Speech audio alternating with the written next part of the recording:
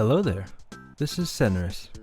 It's been going around for a while now that Yoshi is an orthodox Marxist, which is a mischaracterization of his beliefs, and I've even heard some people claim he is a tax-evading libertarian, so I just wanted to set the record straight in this video. Yoshi and his fellow Yoshis on Yoshi's Island have organized themselves into an anarcho-communist commune. Now if you're from a monarchist principality like the Mushroom Kingdom, and especially if you're from a sinister capitalist empire like Wario World or the United States of America, then you may have some negative associations with anarchy, and even more so with communism. You may think of anarchism as a lack of government and order where everyone runs around killing and stealing from each other. You may think communism is when a small group of people control everything, everyone is poor and starving, and there are women in video games. I can tell you these characterizations are inaccurate, ahistorical, and offensive to Yoshis everywhere. Let's explore the society that the Yoshis have built for themselves.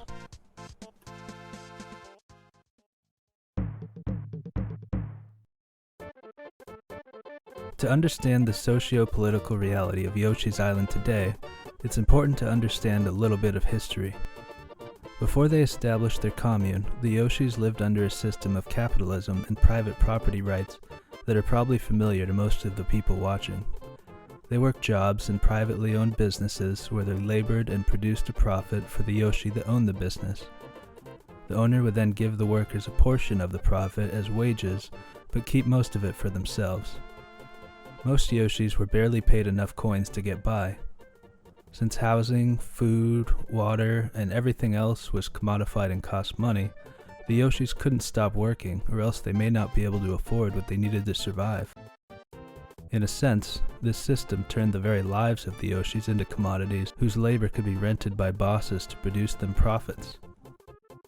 All most of them could hope for was that they could save what few coins they did have, so that someday, at the end of their life, they could stop working and spend their lives doing what they wanted to do instead of making another Yoshi rich.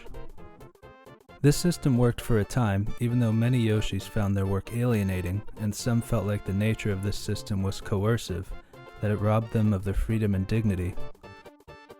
Occasionally, a small group of Yoshis would get organized and try to change things for the better. They would tell the bosses that they weren't paid enough or treated well enough, and that they would refuse work until their needs were met. Unfortunately, the bosses always knew that there were plenty of other poor Yoshis that could fill the positions, and they had no problem firing everyone and replacing them. If the striking Yoshis caused too much trouble, the boss could always ask help from the state, which would send jackbooted thugs to stop the strike with violence. The state existed to protect the power of the bosses, and wouldn't lift a finger to help the poor Yoshis with any of their problems. Many Yoshis understandably took issue with this arrangement. They discussed their grievances both as citizens of an oppressive state and as workers exploited by their bosses, and eventually came to some conclusions. They realized that their problems were interconnected. Their issues with alienation, poor wages, long hours, and poor conditions went deeper than having a mean boss or a bad job. This system where one Yoshi can privately own a business that exploits 1,000 Yoshis and not even work at all himself was cruel, and the fact that the boss would exploit the workers as much as possible and pay them as little wages as possible for the privilege of working in the factories that they built added insult to injury.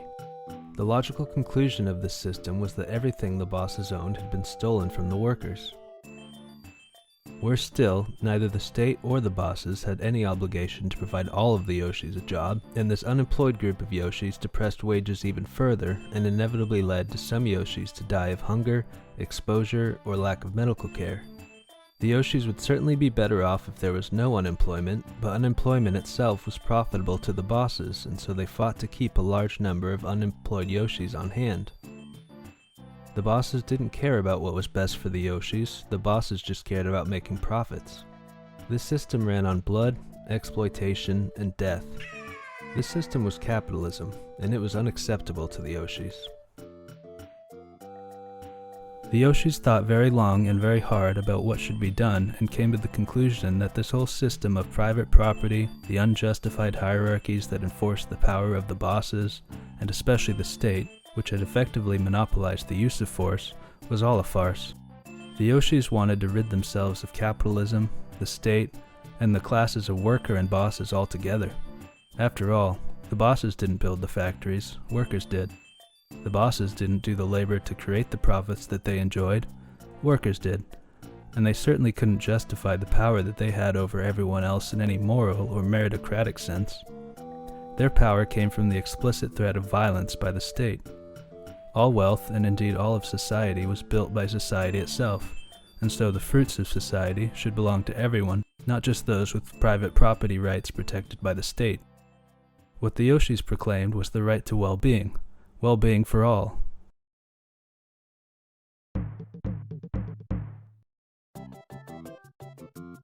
Throughout their struggles, the Yoshis had come to realize that mutual aid and cooperation led to a more prosperous society than the ruthless competition that prevailed during the capitalist period.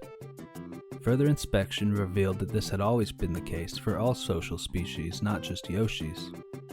While nature is certainly filled with examples of animals exploiting each other for food, habitat, mates, etc., there's at least as much, or perhaps more, mutual support, mutual aid, and mutual defense among animals of the same species and even between different species that live together.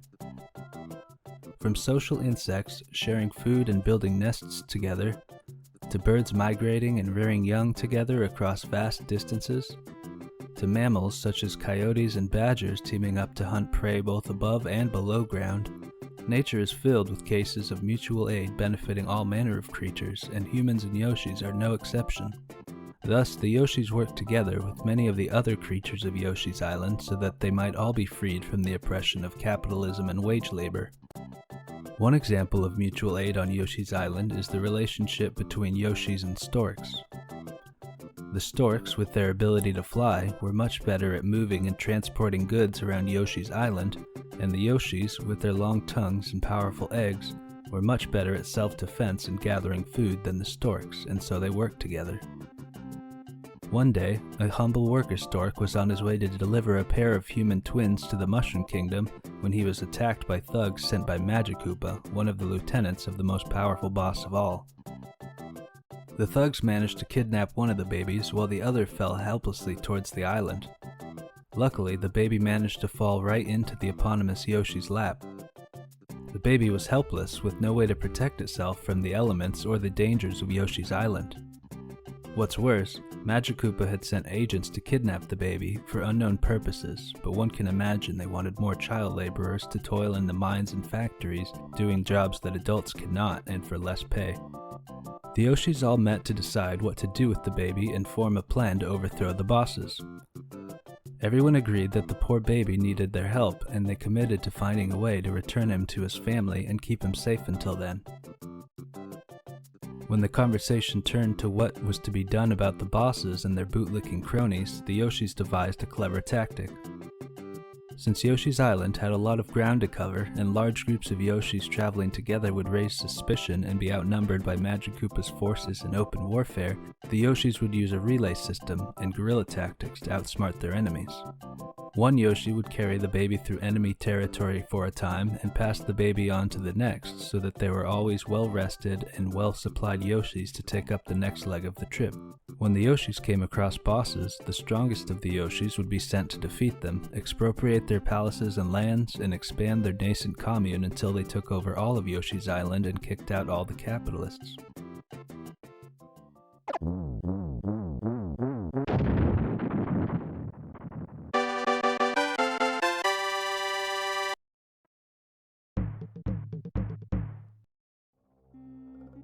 As expected, the capitalist bosses and the bootlickers they hired did everything in their power to defeat the Yoshis. Private militias, drone strikes, and even chemical weapons were deployed to stop the Yoshis, but this only strengthened their resolve.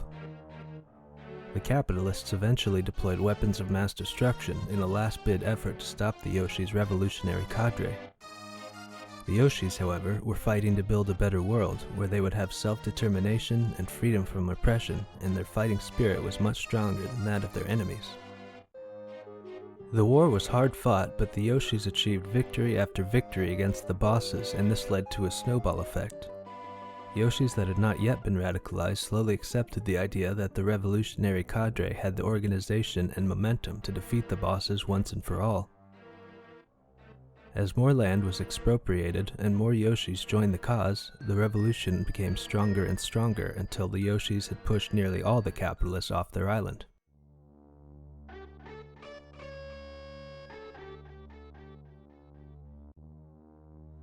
The only one left was the last boss, the strongest and most exploitative of them all, Bowser.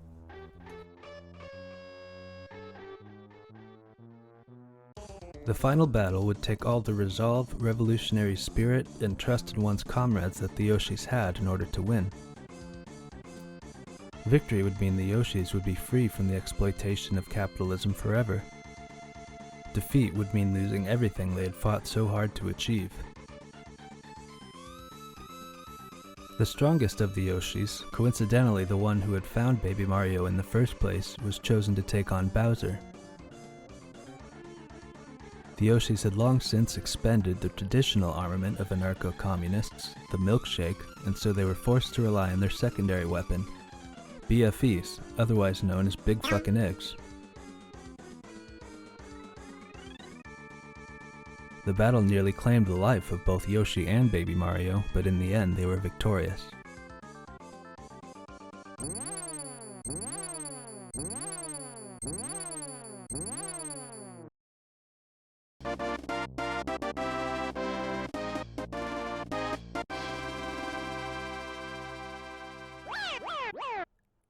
Bowser and Magikoopa both cried like big babies and vowed revenge at the loss of their hegemony over the island. But if they returned, the Yoshis would be ready.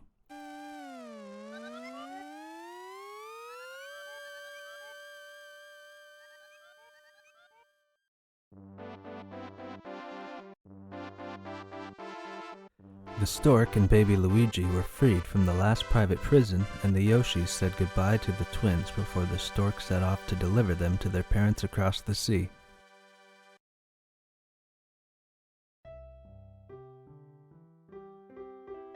With the capitalists ousted from the island, the Yoshis celebrated their victory and the future society they would build.